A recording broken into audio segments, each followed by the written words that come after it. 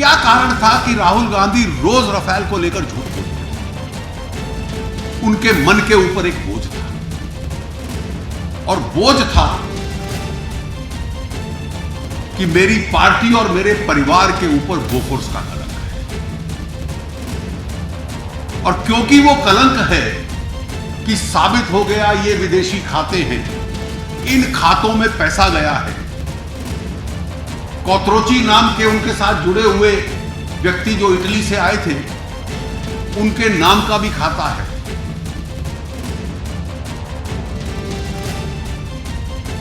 दूसरे राजनीतिक दलों में भी राफेल डील को लेकर वार पलटवार जारी रहा। आपको क्लीन चिट लगती है, जिसको क्लीन चिट लगती है उसको क्लीन चिट लीजिए। उन्होंने इतना ही कहा कि इसकी कीमत तय करना हमारा काम नहीं है। फिर राम मंदिर को तय करना तुम्हारा काम है क्या? वो भी तो कहो पार्लियामेंट करे। कीमत तय करना काम नहीं है। दो मुद्दे यही थे ना, कीमत पूछे, कीमत से क्यों ले लिया, और दूसरा मुद्दा था जो कंपनी कागज पे है उस कंपनी के साथ में एग्रीमेंट क्यों किया और किसके जरिए किया। तो ये दो मुद्दे के तो उत्तर आए नहीं। पीएसी संसद की जवाबदेही, संसद की जिम्मेदारी का एक बहुत महत्वपूर्ण अंग है। यदि उस अंग को लेकर के कोर्ट को, सर्वोच्च न्यायालय को गुमराह किया जाता है, सरकार द्वारा गुमराह किया जाता है, और इस तरीके से गुमराह किया जाता है कि वो कोर्ट के चर्चा के दायरे में तो ना आए, लेकिन कोर्ट के निर्णय के दायरे में आ जाए, उसकी बुनियाद पे कोर्ट एक फैसला दे दे, तो सवाल सरकार से उठता है कि क्या ये सोची समझी साजिश के तहत, नीति के तहत सरकार ने कोर्ट को गुमराह किया। सीएजी की रिपोर्ट जनता के सामने नहीं आई। पीएसी में सीएजी की कौन सी रिपोर्ट प्रस्तुत हुई, उस पर क्या चर्चा हुई, ये मल्लिकार्जुन खड़गे जी के सामने नहीं आई, जनता के सामने भी नहीं आई।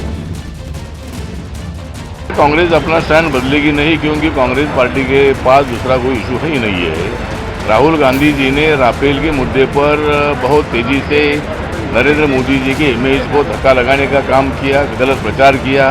राफेल में भ्रष्टाचार हुआ था, इसी तरह की बयानबाजी की, और उसका कुछ फायदा उनको 3 राज्यों में मिला। लेकिन अभी सुप्रीम कोर्ट का जजमेंट आने के बाद सुप्रीम कोर्ट ने बोला है कि भाई जो कुछ व्यवहार हुआ है ये पारदर्शी था, और 2 देशों में ये व्यवहार था, इसमें कोई भ्रष्टाचार नहीं हुआ है। इस बीच बीजेपी ने भी राफेल मुद्दे पर तीखे तेवर दिखाते हुए कांग्रेस को घेरने की तैयारी कर ली है। बीजेपी के बड़े नेता सोमवार को देश भर में 70 जगहों पर प्रेस कॉन्फ्रेंस कर राफेल मुद्दे पर कांग्रेस पर पलटवार करेंगे। बीजेपी का आरोप है कि कांग्रेस देश की सुरक्षा से खिलवाड़ कर रही है। साथ ही बीजेपी राहुल गांधी पर भी लगातार राफेल डील को लेकर झूठ बोलने का आरोप लगा रही है। बीजेपी की इस प्रेस कॉन्फ्रेंस में रक्षा मंत्री निर्मला सीतारमण मुंबई में, तो योगी आदित्यनाथ गुवाहाटी में प्रेस कॉन्फ्रेंस करेंगे। वहीं रविशंकर प्रसाद कांग्रेस को घेरने के लिए भोपाल में प्रेस कॉन्फ्रेंस करेंगे। इसके अलावा वीके सिंह प्रयागराज में, देवेंद्र फडणवीस अहमदाबाद में, राम माधव चेन्नई में, प्रकाश जावड़ेकर हैदराबाद में, तो शिवराज सिंह चौहान लखनऊ में प्रेस कॉन्फ्रेंस कर राहुल गांधी को इस मुद्दे पर चौतरफा घेरने की कोशिश करेंगे। बीजेपी नेता अनिल बलूनी ने राफेल पर राहुल गांधी के आरोपों को निशाना साधते हुए ट्विटर पर लिखा कि राफेल पर सुप्रीम कोर्ट द्वारा दूध का दूध और पानी का पानी करने के बाद कांग्रेस और राहुल गांधी एंड कंपनी बौखला गई है। बीजेपी सोमवार को देश में 70 स्थानों पर प्रेस वार्ता के जरिए कांग्रेस द्वारा देश की सुरक्षा के साथ खिलवाड़ और सरकार के खिलाफ षड्यंत्र रचने की साजिश को बेनकाब करेगी। उधर दिल्ली में यूथ कांग्रेस के कार्यकर्ताओं ने राफेल विमान की डील का विरोध करते हुए केंद्र सरकार के खिलाफ जोरदार प्रदर्शन किया।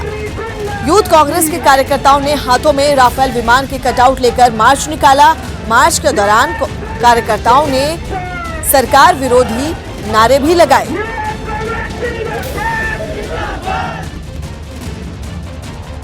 जम्मू कश्मीर के पुलवामा में आतंकी संगठन हिजबुल मुजाहिदीन के कमांडर जहूर ठोकर के मारे जाने पर शहीद औरंगजेब के परिवार वालों ने खुशी जताई। उन्होंने केंद्र सरकार और सेना से सभी आतंकियों के सफाई की अपील की, क्योंकि शनिवार को पुलवामा में सुरक्षा बल ने सेना के जवान औरंगजेब के हत्यारे आतंकी जहूर ठोकर को ढेर कर शहादत का बदला ले लिया।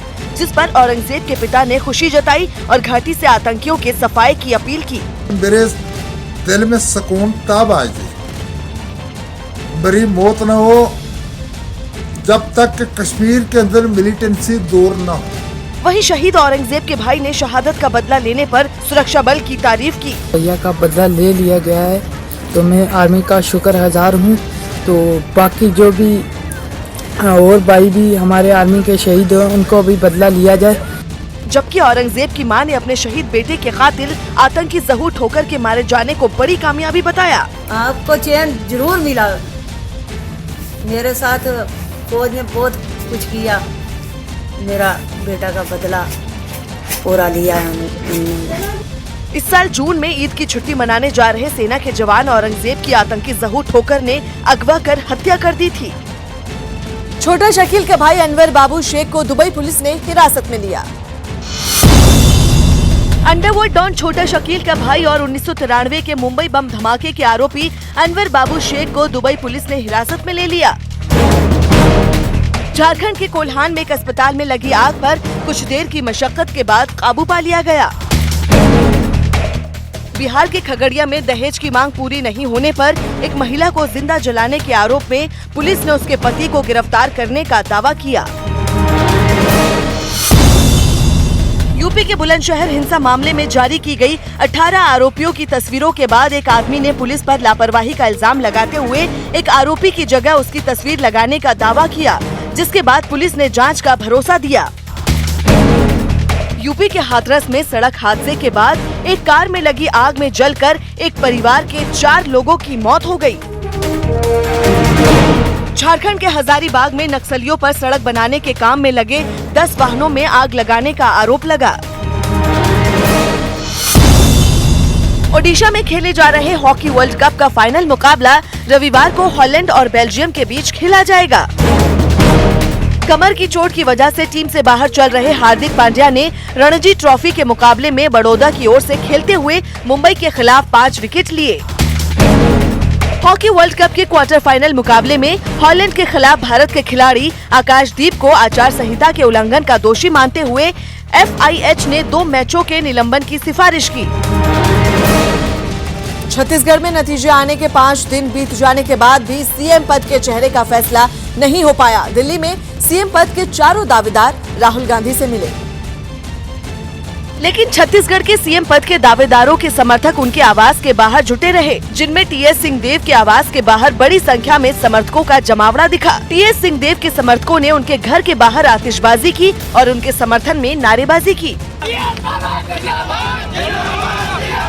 यही नहीं, कई समर्थकों ने बैठकर गांधी भजन भी गाया।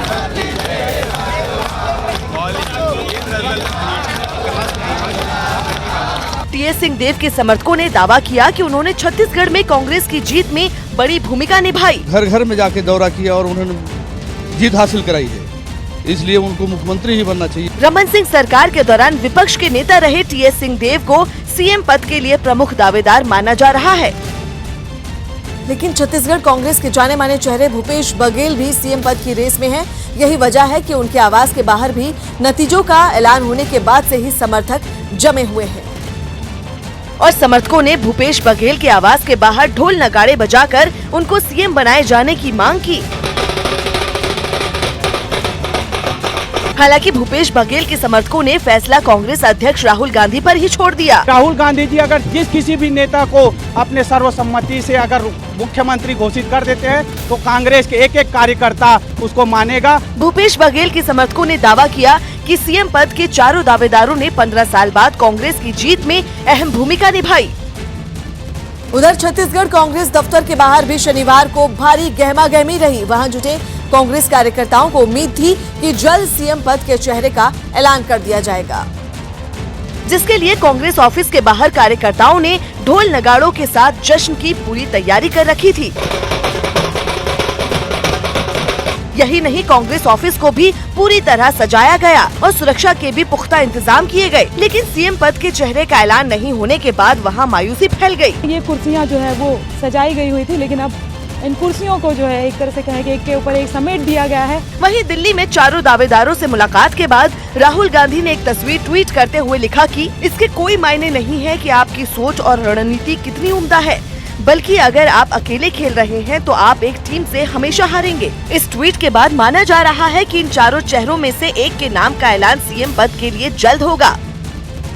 मुंबई के नरीमन पॉइंट से दहिसर तक बनाए जाने वाले कोस्टल रोड प्रोजेक्ट को लेकर पोस्टर वॉर शुरू हो गई है। बीजेपी और शिवसेना ने इस प्रोजेक्ट का श्रेय लेने की होड़ लग गई है, जिसके लिए शिवसेना ने मुंबई के अलग अलग इलाकों में बाल ठाकरे, उद्धव ठाकरे और आदित्य ठाकरे की तस्वीरें वाले बड़े बड़े बैनर लगा दिए। इन बैनर के जरिए शिवसेना ने ये दावा किया कि कोस्टल रोड बनाने का वादा उसने पूरा किया। उद्धव ठाकरे भी इस पोस्टर में मौजूद है और साफ तौर पे उनके सामने लिखा हुआ है करुण दाखवले। ये मराठी का शब्द है जिसका मतलब ये होता है कि हमने करके दिखाया। वहीं बीजेपी ने शिवसेना भवन के सामने ही एक पोस्टर लगा दिया। बीजेपी के पोस्टर में पीएम महाराष्ट्र के सीएम देवेंद्र फडणवीस को कोस्टल रोड के लिए धन्यवाद कह रहे हैं। हालांकि शिवसेना ने इस पर आपत्ति जताई और बीजेपी पर निशाना साध दिया। आदरणीय उद्धव साहब का सपना, उन्होंने चुनाव के पहले, हम अकेले लड़े ना विधानसभा, तभी बताया था कि ये हमारा सपना है। उसको हाईजैक करने की बात कब चलती रहती है। मुंबई में बढ़ते ट्रैफिक की वजह से लगने वाले जैम से निजात पाने के लिए कोस्टल रोड प्रोजेक्ट लाया गया, जिसके लिए वहां के लोग काफी पहले से मांग कर रहे थे। जिसके बाद समंदर के किनारे सी लिंक की तर्ज पर एक कोस्टल रोड बनाने का फैसला किया गया, जिसकी कुल लंबाई 29.2 किलोमीटर होगी और इसे 2 हिस्सों में बनाया जाएगा। जिसका पहला हिस्सा 9.98 किलोमीटर लंबा होगा, जो प्रिंसेस स्ट्रीट ब्रिज से शुरू होगा। बांद्रा वर्ली सी लिंक तक जाने वाले पहले हिस्से को बीएमसी यानी बृहन मुंबई महानगर पालिका बनाएगी, जबकि 19.9 किलोमीटर के दूसरे हिस्से को MMRDA यानी Mumbai metropolitan region development authority बनाएगी। ये कोस्टल रोड 8 लेन की होगी, जिसमें 2 लेन बसों के लिए होंगी। कोस्टल रोड में 2 टनल भी बनाए जाएंगे, जो गिरगांव चौपाटी और मालाबार हिल्स के नीचे होंगे। वहीं इस परियोजना पर कुल 12,000 करोड़ रुपए का खर्च आएगा।